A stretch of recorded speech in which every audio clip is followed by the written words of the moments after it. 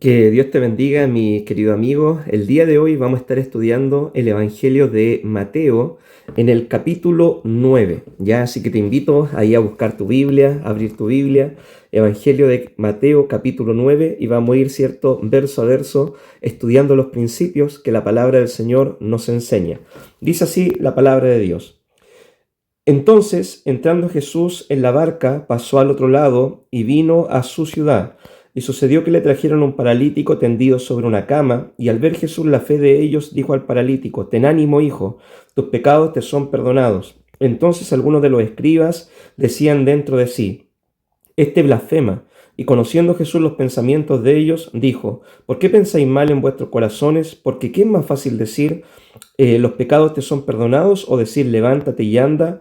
Pues para que sepáis que el Hijo del Hombre tiene potestad en la tierra para perdonar pecados, dice entonces al paralítico: levántate, toma tu cama y vete a tu casa.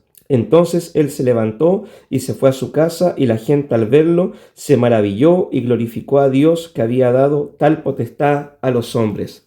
Mi querido amigo, la necesidad más grande que tiene el ser humano es la necesidad de poder tener un encuentro con el Señor y de poder ser perdonado. Ya, esa es la necesidad más grande. De repente nosotros pensamos que nuestra necesidad más grande es un problema de salud que sea resuelto, o un problema económico, ya. Pero la necesidad, desde el punto de vista de Dios, más grande que tiene el hombre es la necesidad de poder recibir perdón, ya que si nosotros tenemos buena salud o tenemos una buena economía, pero no tenemos a Dios en nuestra vida, y un día partimos de este escenario de la vida, ¿cierto? Ciertamente no vamos a estar con el Señor en la eternidad. Así que, como primer punto, la necesidad más grande que tiene el ser humano es la necesidad del perdón. En esta historia nosotros también vemos de que los amigos trajeron al paralítico a los pies de Cristo. El paralítico no podía ir, ¿cierto?, por sus propios medios, pero tenía un grupo de amigos que ellos lo llevaron a Jesús. Y la pregunta para nosotros es la siguiente: ¿a qué personas tú estás trayendo a los pies de Cristo?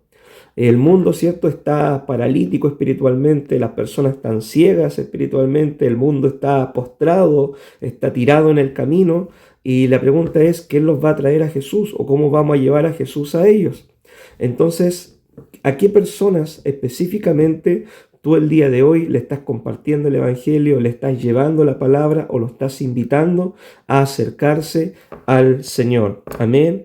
Otra cosa que podemos ver en esta historia es que para Dios no hay nada imposible. El Señor, ¿cierto?, puede, así como perdona pecados, sanar también nuestras enfermedades. De hecho, el Salmo dice: Él es quien perdona todos tus pecados y el que te sana de todas tus dolencias. Uno de los atributos que tiene el Señor es que Él es todopoderoso, es decir, el Señor todo lo puede.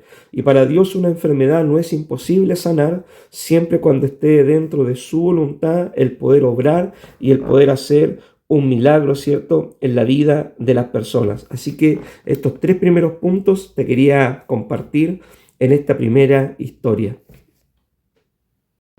Seguimos avanzando en la lectura de Mateo. Ahora toca Mateo capítulo 9, verso del 9 al 13. Dice así: Pasando Jesús de allí, vio a un hombre llamado Mateo, que estaba sentado en el banco de los tributos públicos, y le dijo: Sígueme.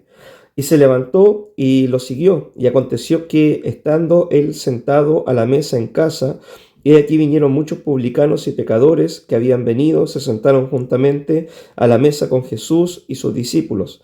Cuando vieron esto, los fariseos dijeron a los discípulos: ¿Por qué come vuestro maestro con publicanos y pecadores? Al oír esto, Jesús dijo: Los sanos no tienen necesidad de médicos, sino los enfermos. Id pues y aprended lo que significa misericordia quiero, y no sacrificio, porque no he venido a llamar a justos, sino a pecadores al arrepentimiento.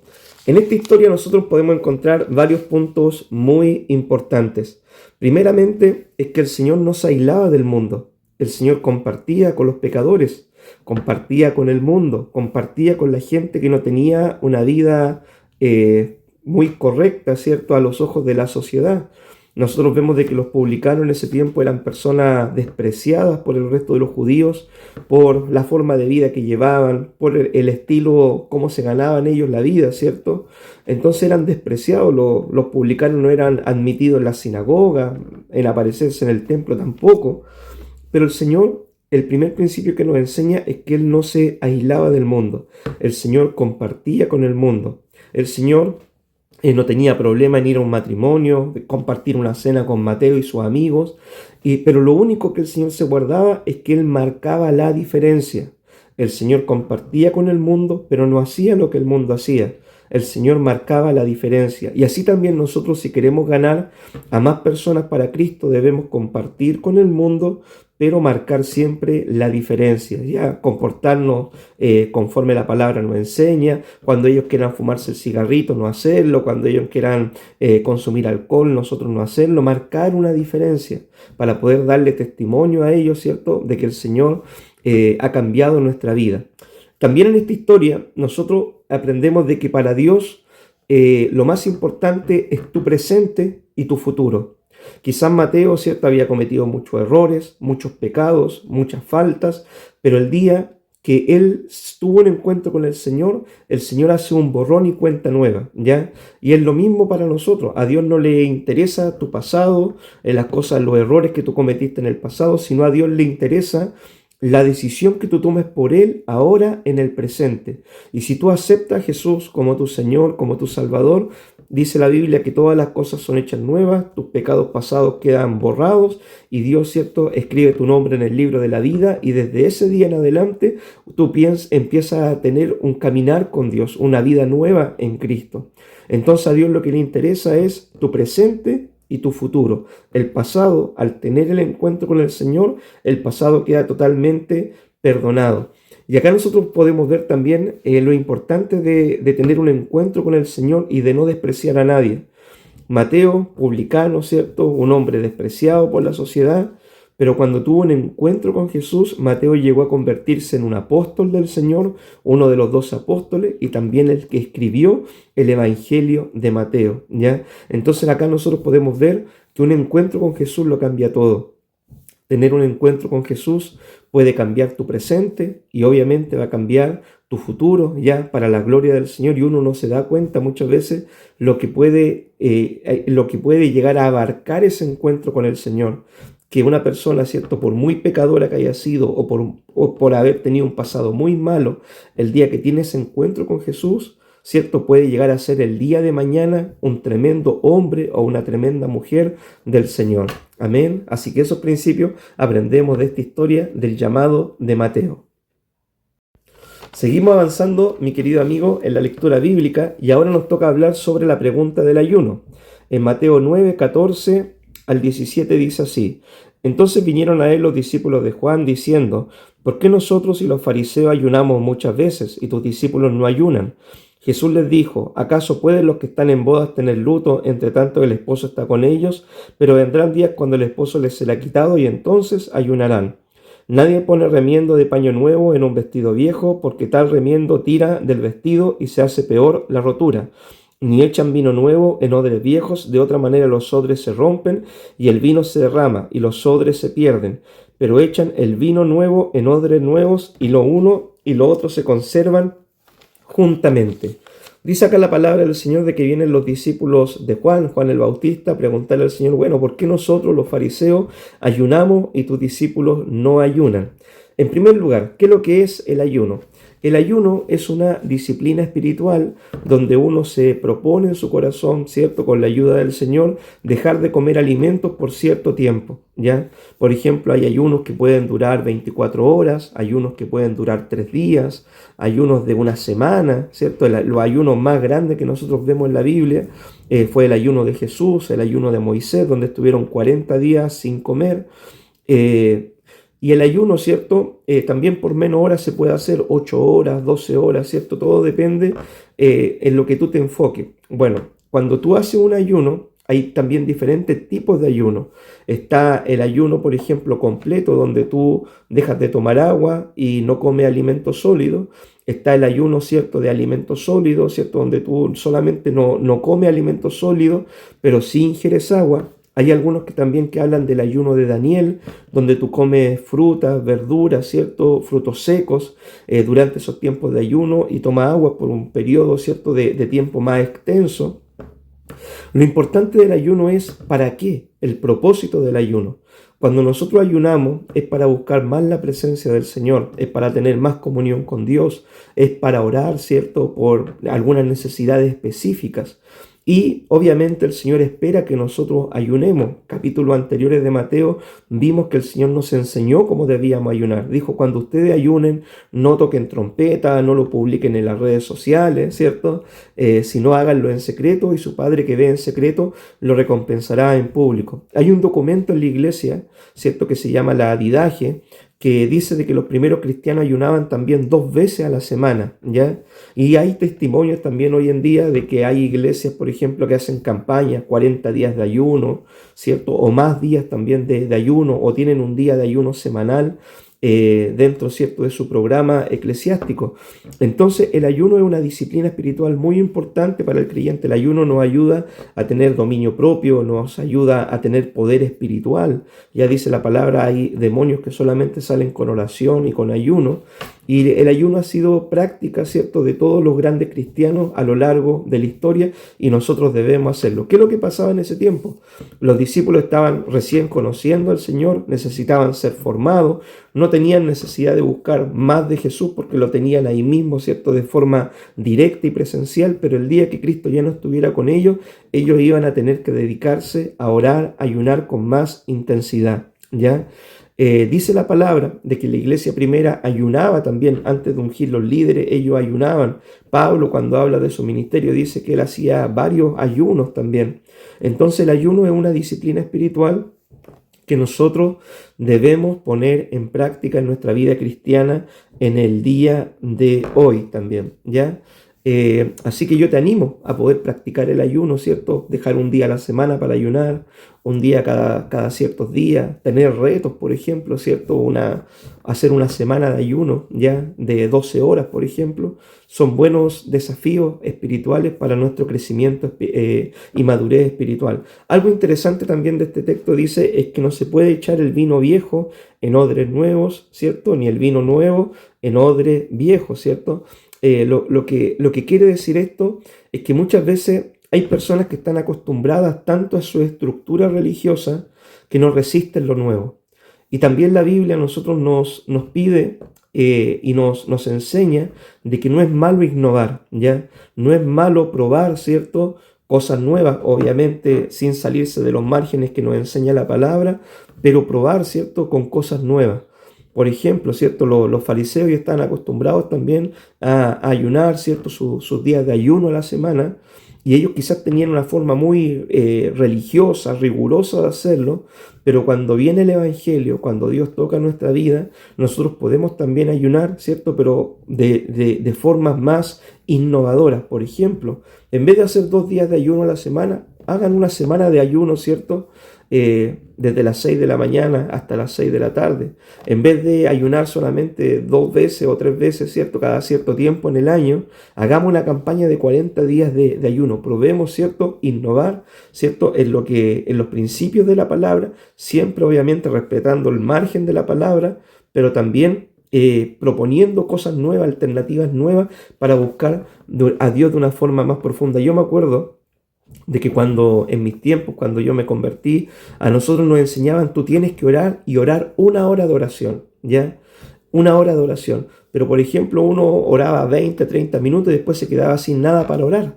Entonces, con el tiempo fui innovando en mi práctica de la oración y, por ejemplo, ahora cuando oro voy leyendo la palabra, voy cantando alabanzas también, voy orando, presentando mis necesidades, hago mi pequeño culto con el Señor y puedo estar así 1 hora, ¿cierto?, orando en la presencia del Señor sin que sea una carga, ¿ya? Sin que la disciplina espiritual sea una carga para tu vida, sino que pueda ser una bendición, que es el propósito por el cual Dios la propone, ¿cierto?, en la palabra. Amén.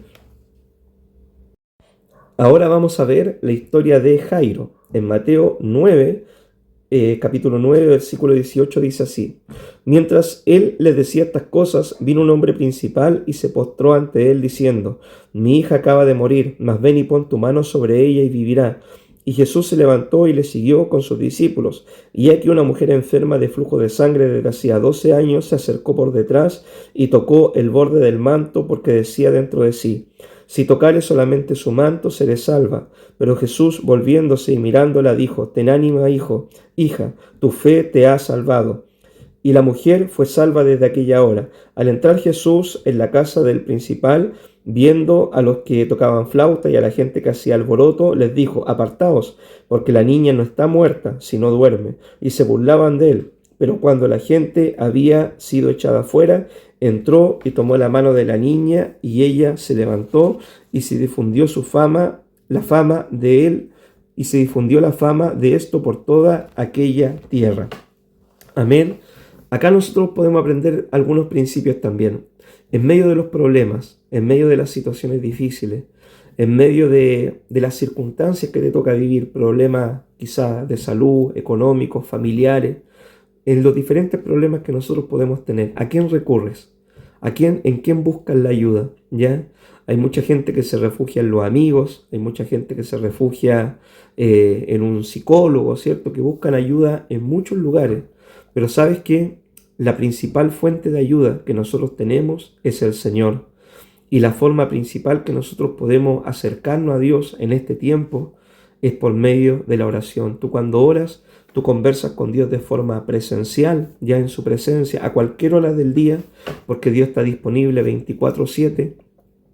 Y tú cuando tienes una necesidad, a la primera persona que tú debes recurrir es a Dios en oración. Y después de recurrir a Dios, ver otras alternativas, obviamente ir donde un amigo, pedir un consejo, buscar un psicólogo, ¿cierto? Si depende del problema que tú tengas, pero en la primera fuente a la que tú debes recurrir en medio de los problemas es recurrir al Señor. Acá nosotros vemos de que Jairo tenía un problema, su hija estaba muriendo, estaba muerta, y él recurrió al Señor para que le hiciera un milagro. Vemos una mujer, ya que tenía una enfermedad de mucho tiempo, ¿cierto? Y que había gastado todo para ser sanada, no había podido ser sanada, pero cuando conoció a Jesús, recurrió a Él, ¿ya?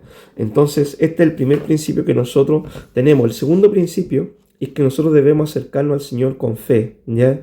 Dice que la mujer, teniendo fe, ¿cierto?, de que solamente tocaba su manto, el manto del Señor sería sana, ocurrió el milagro.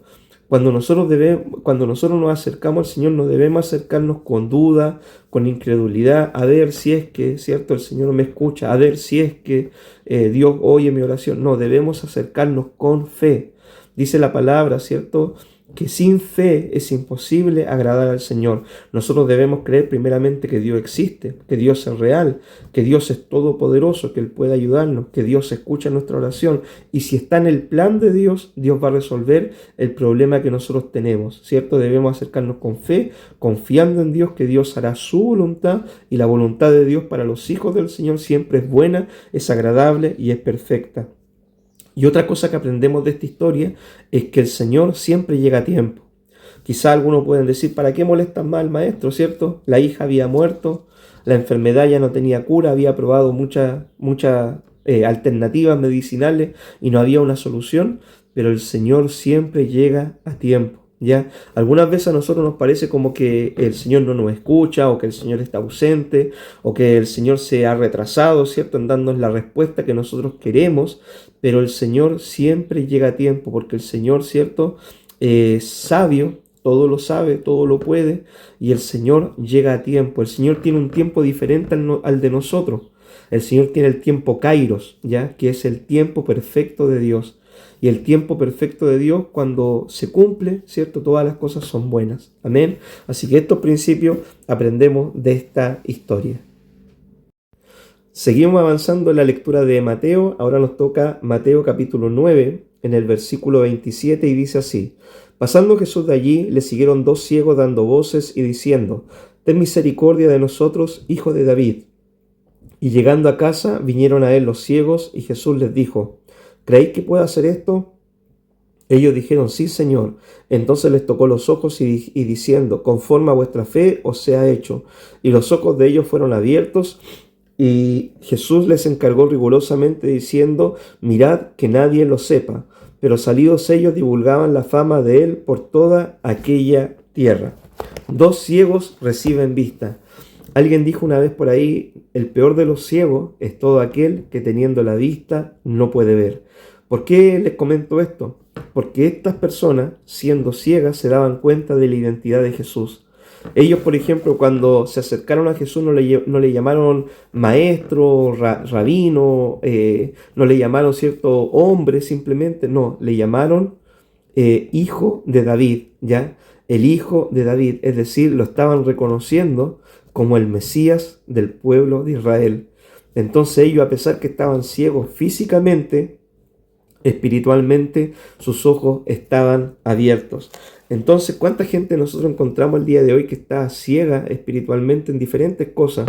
En una religiosidad, en otras religiones, ¿cierto? Ciega en falsas doctrinas, ciega a ver la realidad espiritual, ciega a la necesidad. Hay muchos tipos de ceguera, ¿cierto? Hablando en el ámbito espiritual que las personas puedan tener. Pero cuando uno tiene un encuentro con Jesús, ¿cierto? Los ojos espirituales de uno son abiertos. Y también, obviamente, nosotros para ver este tipo de milagros, sanidades, echar fuera demonios, que los paralíticos caminen, de que Dios lo puede hacer en este tiempo, Él lo puede hacer, porque para Dios no hay nada imposible.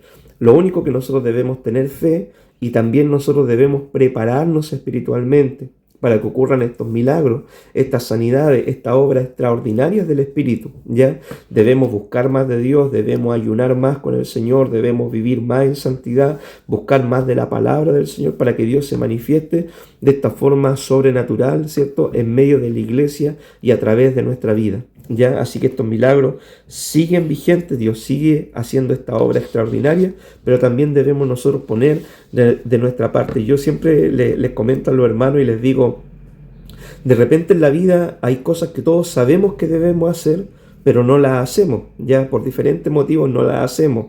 Todos, por ejemplo, sabemos de que para bajar de peso hay que dejar de comer, hacer ejercicio y tomar más agua. Así, de la misma forma, todos sabemos que para que ocurran milagros, sanidades y obras extraordinarias del Espíritu debemos orar más, debemos ayunar más y debemos vivir en santidad. Pero el hacerlo muchas veces nosotros nos detenemos y no lo hacemos y por eso es que no vemos los resultados que nosotros queremos, ¿ya? Así que esta palabra nos debe animar a buscar más también del Señor para poder ver ese tipo de obras el día de hoy en medio de su iglesia. Ahora vamos a ver la historia de un mudo que habla, ¿cierto? Cuando tiene un encuentro con el Señor. Mateo 9, versículo 32 dice así: Mientras salían ellos, he aquí le trajeron un mudo endemoniado, y echado fuera el demonio, el mudo habló, y la gente se maravillaba y decía: Nunca se ha visto cosa semejante en Israel. Pero los fariseos decían: Por el príncipe de los demonios, echa fuera los demonios. Acá vemos en la historia una persona que está muda, ¿cierto? Está endemoniada, y la traen a Jesús para que pueda ser libertada.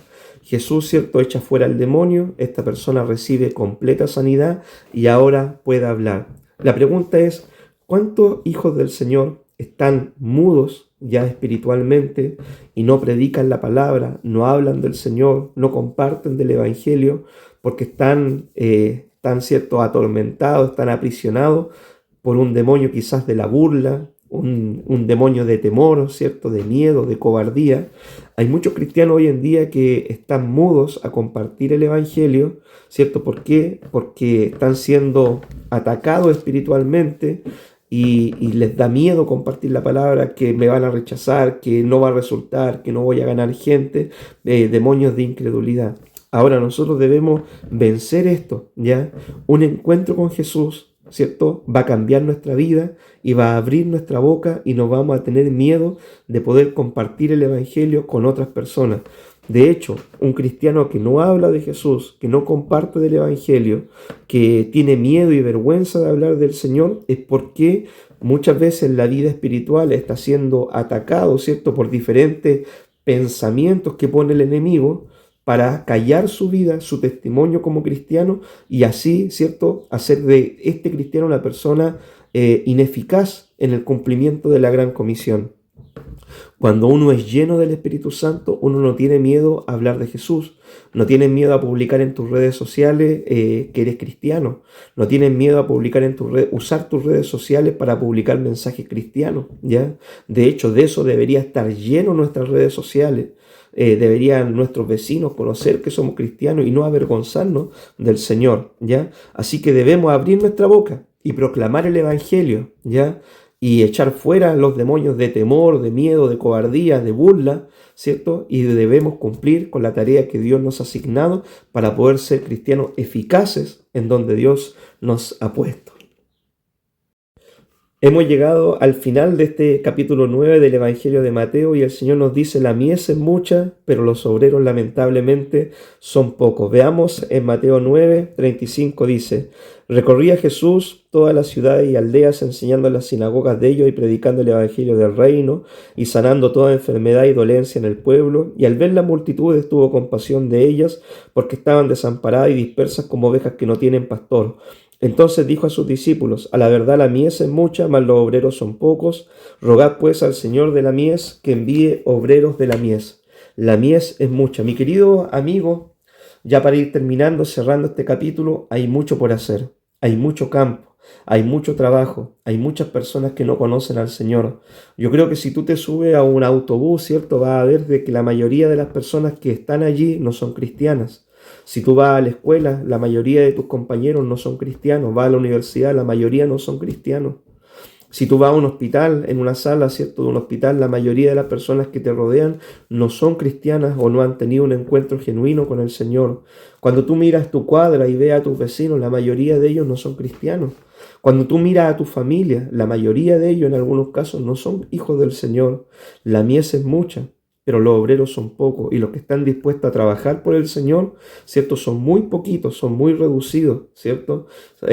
Nosotros debemos darnos cuenta de esta realidad.